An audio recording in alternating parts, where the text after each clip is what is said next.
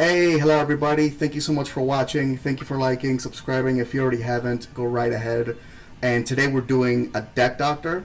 If you are on the Facebook page for Vegito Saiyan Army, if you aren't already, join. And if you're on YouTube, you can put on the comment section your deck list, or you can put it right in the page on Facebook. You'll get added. And if you put deck doctor on it, we'll do a video on it, which is pretty fun. If you just want to post a deck and have people look at it, you can just do it. And if you want us to really engage, I just want to give you guys a tool to be able to, if you want us to talk about it, if you want us to fix it a little bit, or if you have questions, put hashtag deck doctor, and we'll give it all the attention we can. And today I'm with the best blue player I know since set 1. He introduced me to the game. This is my best friend, Jamie. Say hello to all the Saiyans out there. Hey guys, how you guys all doing? I'm really happy to be here. I'm my first video with Frank, so our fearless leader for Vegito Saiyan Army, and that's what we try to do is make Vegeta great again. So I'm very happy to be here. Thank you. Yeah, bro. I love it when people call me, because on my Facebook I'm Frank Castle, but my real name is Jason. But I'll take either. But so Jamie again got me into the game in set 1. He's played blue the whole time. That's why I want him to look at this deck. And I remember in set like 5 when we were trying to get our invites to play major tournaments. Every time he would come, he would play either the starter coup from set 1, and he'd always do really good with it. With Vegeta 7 strategies, his blue Kid Coup deck. And whenever he came to our big tournaments, he always did the best out of all of us. And today it's a little different. We're doing Greg submitted a deck, Super Saiyan Blue Vegito Godhood Transcended, and that's what we're talking about today. And first, I just want to hit the leader up real quick. On the front side, when he attacks, he draws 1. And if it's your opponent's turn, when one of your blue battle cards would be placed in your drop area, or one of your blue cards is removed from your battle area by an opponent's skill or KO'd, you can flip the card and draw 2. So you can do this as early as turn 1, and we're going to exploit that. One thing I like doing is looking at what our leader does and exploiting it as much as we can, and we're going to do that. Also, if you get to the 4 life, you can awaken by drawing 1 and untapping 1. On the front, and on the back, he draws 1 when he attacks as well. And activate battle for 2 blue, he gives triple strike and 10,000 to a unison. By the way, this isn't once per turn. And I'm going to be looking here at Jamie's deck because he takes a lot of advantage of 1, that activate battle that's lethal, and 2, the block, the awakening effect that you can take advantage on in turn 1. Also, once per turn, when one of your unisons or battle cards are KO'd or removed, you draw 1 and untap 1. So it's like a mini SS3, it's very mid-range. And Jamie, here, I'm looking at the deck Greg posted, and I love the yellow-blue, I love a lot of things. The 4-drop Trunks doesn't work, because he needs a Trunks leader. But give me your thoughts, before we go into your deck, on his deck, what you like, what you don't like. What do you think? Yeah, absolutely. So the first thing when I saw this deck profile, now these are just my beliefs. It's not necessarily that they're right or wrong, but the first thing I noticed about this deck is that this is a 60 deck, and which I personally do not like 60 card decks. I know that kind of goes against the grain with how set 10 was created and how they wanted deck building to go from this point onwards. But in my testing, playing with 60 card decks, even with leaders that burst a lot, I found it to be very inconsistent, and I never really saw a lot of the cards that I wanted to see. In my time working with Green Goku and any leader that can afford to have a 60 card deck, it just doesn't really suit me very well. Not to say that it's incorrect or that it's wrong, but that's just where I stand on that. So the first thing is the 60 card thing I'm not really a fan of, but and the other thing I noticed is that the deck doesn't really draw enough to warrant 60 cards from the way that this was presented when I first looked at this deck profile. Those are the initial grounds, but I do like the blue-yellow a lot.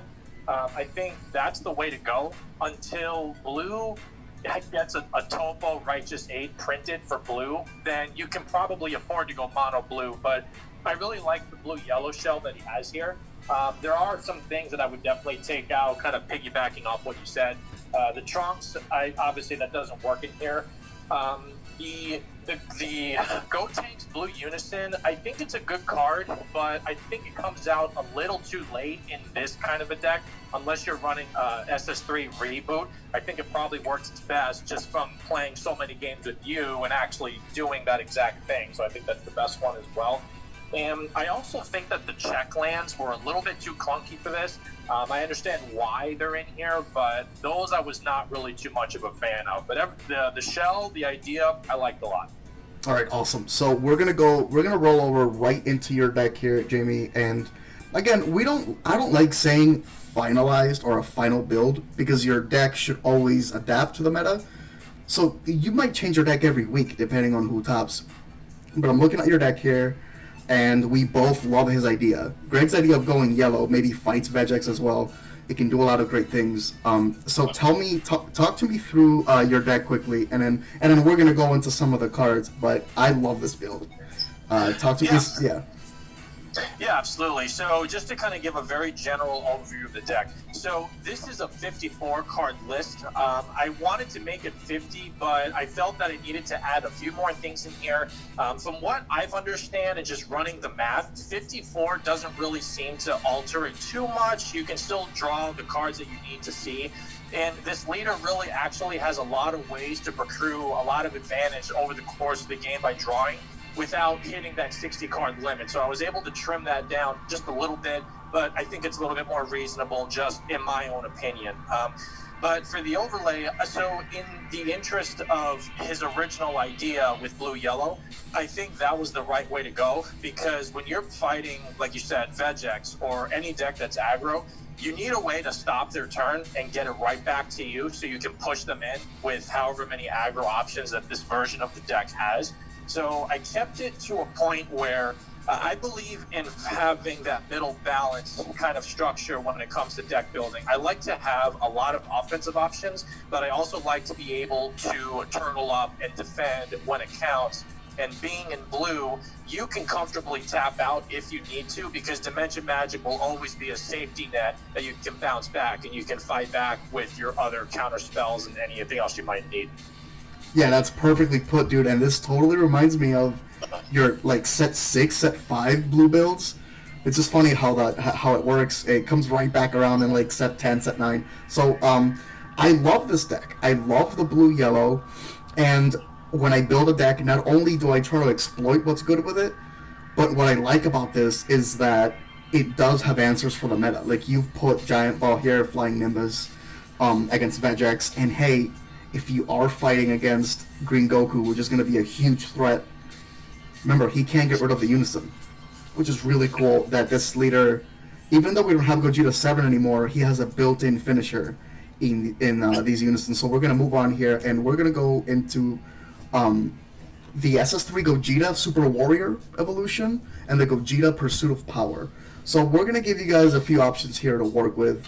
I like Gogeta Pursuit of Power because he's a little cheaper, but I love the SS3 Gogeta because it's totally worth tapping 3 for him because he's dual attack. Any thoughts on the two of them, or how you why you chose the SS3 Gogeta, maybe, Jamie? Yeah, absolutely. So now let me just start by saying that the deck can absolutely be run with the Gogeta that comes in the new Vegito starter deck. It's definitely an option. The reason why I chose the Super Saiyan 3 is for a few reasons. So number one, the original deck idea was using the Trunks Architect of Peace that brings in 2-drop Saiyans to take advantage of the fact that if you use his effect on your opponent's turn and they try to shotgun and they try to end you right then and there, the Unison stops you from taking damage, so that no longer works anymore.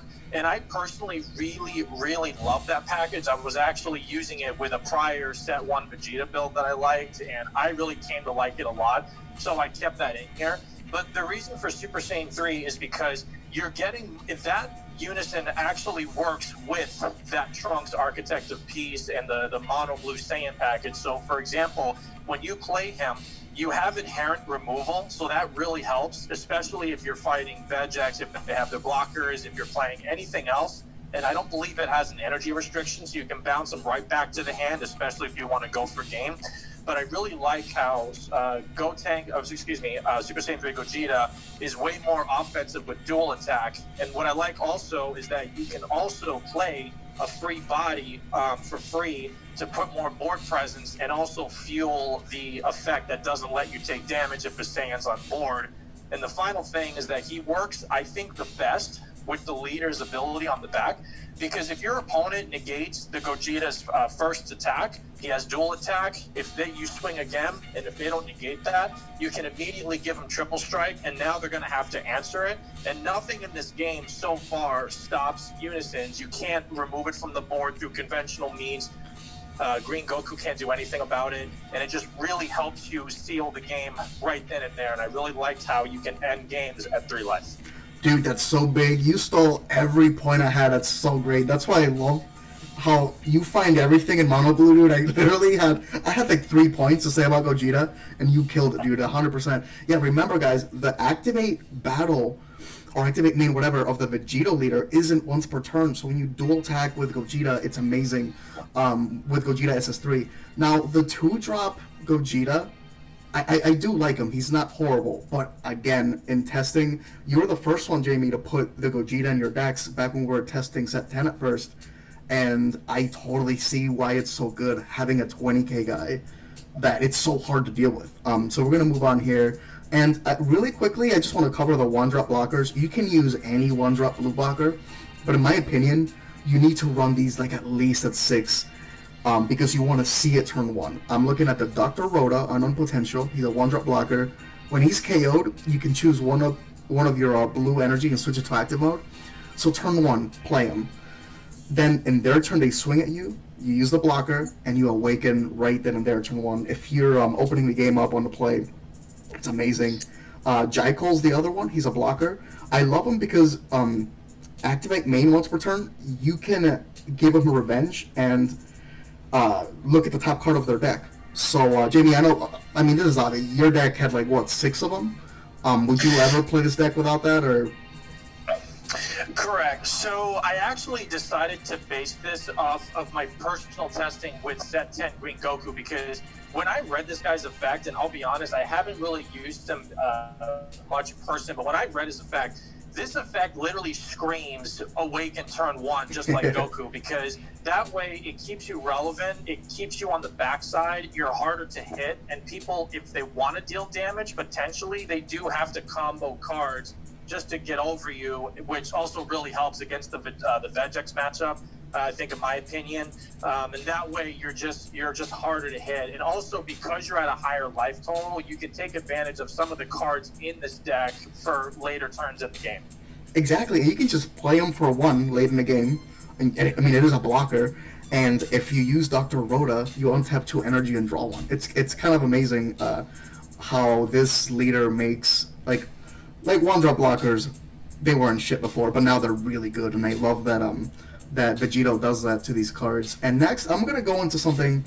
If you choose to play the starter deck Unison, I love playing the 1-drop battle card negates, like the 1-drop Master Roshi Universe 7 United battle card.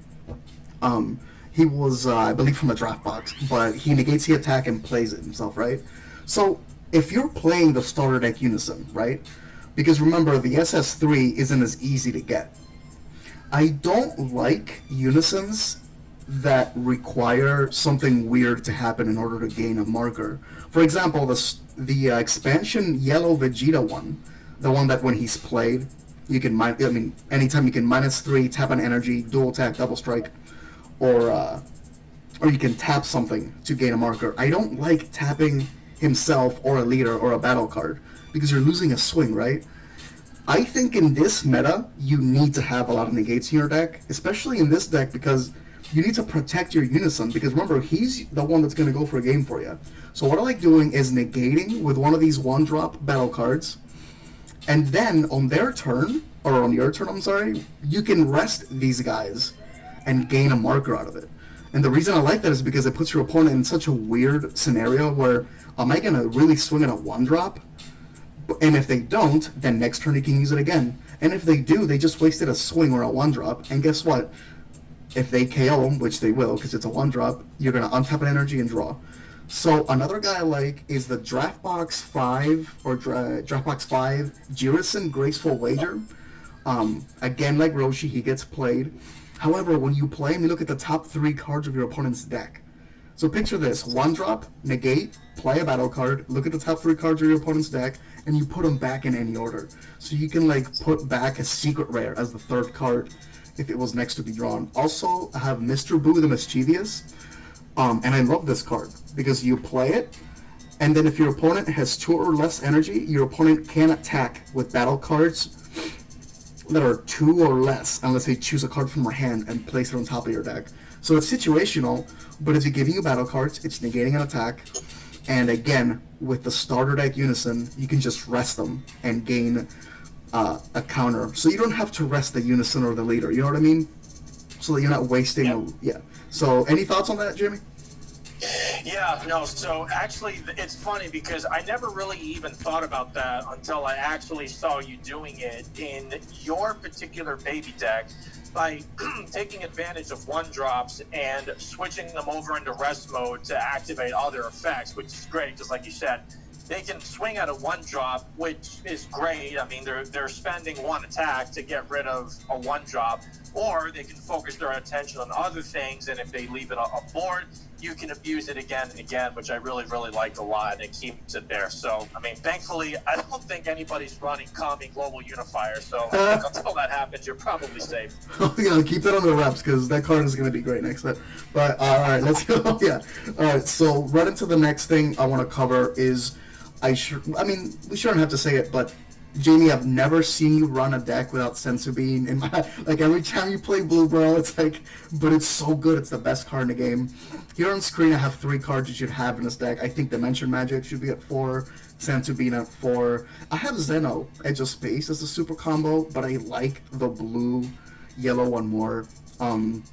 So again, yeah, not going much into this, but again, just a staple. You gotta run these cards if you're building this deck. A lot of these are suggestions, like you can run the 1-drop negates, or a few of the things I'm going to talk about, but these I think are staples. The Dimension Magic, the Sensu Bean, and you have to run super combos obviously, but the Zeno is an option if you're going mono blue and not into the Samasu. And next, I just want to hit real quick. So on the budget, Jamie, we have, it's around $250, or like $150, with or without the Obuni. So the Obuni after image slash is great because it's gonna take your opponent from 5 to 3, so that your Unison is deadly. And I have also the Trunks God Sealing technique. So these are both a great offensive and a defensive card. Is there anything you've noticed of Obuni after image slash, like how often you're using them, or how often or how good the Trunks has been played? I think you mentioned that, remember, you can always just play the Trunks as a counterplay. Like, if you just think that you can, like, survive the turn anyway. So yeah, talk to me about those 2 cards. Yeah, absolutely. So, right, so in the interest of the budget that was proposed for $250, so unfortunately, Obuni does not make the cut because a full playset as of today in the recording of this video is about $180, give or take. So that would have really made this very difficult to keep the original idea intact and also make something that's actually, decent to play and actually has a chance against the meta. So that can be added later if he has it. But the card is absolutely amazing. I call that card a one-man army, and it's true. And I really come to really love that card a lot, especially with, just like you said, you can really put your opponent down from, in an instance, from 5 to 3, or it depends on how aggro you're being, which is very, very good.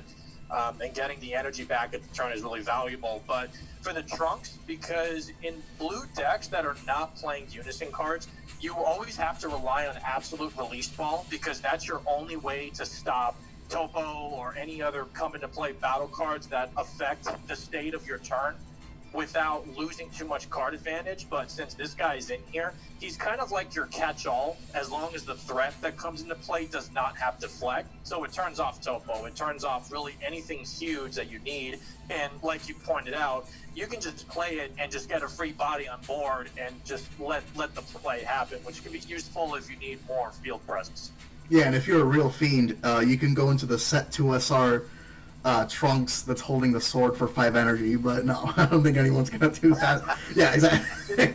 It's a good card if you're running the correct targets. Yeah. Exactly, yeah. Alright, so again, one last package I want to just show you guys that's an option if you guys are testing or building the deck is the Veggies package, specifically the blue, yellow, starting with the Champa and Vados Gracious Aid, Kel the Awakened Sister, and Caulifla the Awakened Sister. Again, if you're going into the yellow-blue, Universe 6 can be very reliable because it increases your hand combo, it gives you a few removal, it can be a little aggressive, and also, when Green Goku comes, and he will, and he's gonna lay waste to the meta, you can always use this package if you're using blue-yellow, and then play the hit from the last set that flips your opponent's leader, because if you're playing against a leader that has a crazy ability like the Green Goku, you can always flip them if the leader's the one that's a threat.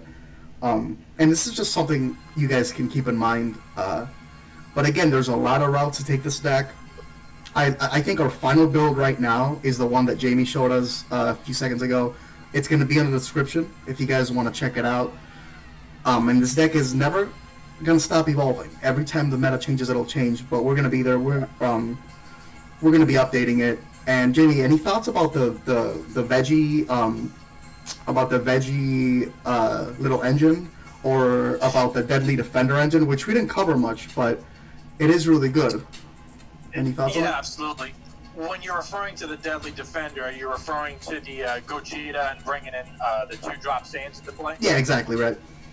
Got it. Yeah, so there are a couple of notes there that I did want to point out. So, especially Vegeta, he's probably the best target to bring into play, just because the fact that while, yes, you are missing out on the search that he gets you for the Unison card, it's the fact that when he dies, it gives your, first of all, you draw a card for a body, which is value enough, but then that also triggers the leader's effect, so you're drawing 2 cards for losing 1 body. So that's something your opponent is going to have to think about, because if not, you're going to have a 15k critical on board, and because we have Champa, that's a potential 25k double strike critical that they may have to think about down the road, which I really, really like a lot.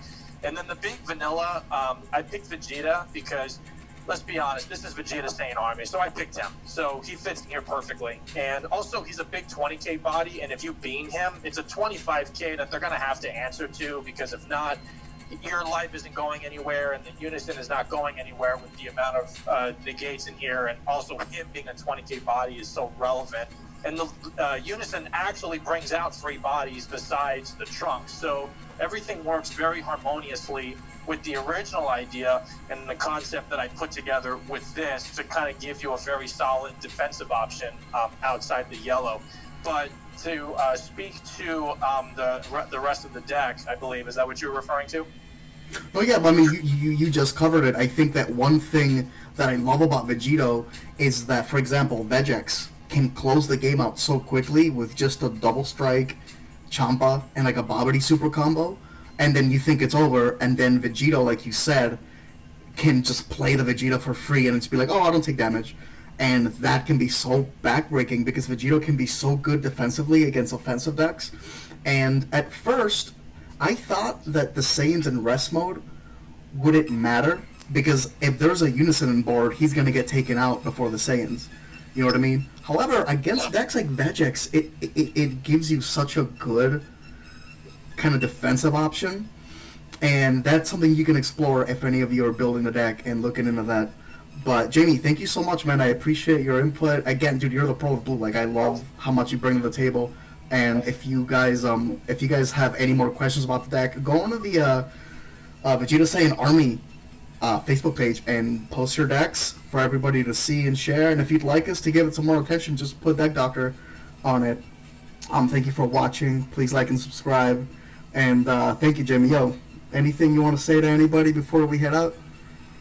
No, I really appreciate you having me on here. It was really great to address everybody in the group. And one thing I do want to point out is I really love how we've been on for a little less than a month, and we're already at 200 people in the group, and we still have people coming in by the hour. I really love that a lot. I know that means a ton to you as being the starter and founder of this group, but from a growth standpoint, I think that's amazing. And I definitely want to see if we can push for more people on both this platform and also the YouTube channel platform. So thank you to everybody that's been helping. Yeah, bro. Big love, man. Everybody keep posting your decks. Thank you so much for watching. I love y'all, and have a good one. I'll see you very soon. I have some more deck doctors coming up. Thank you.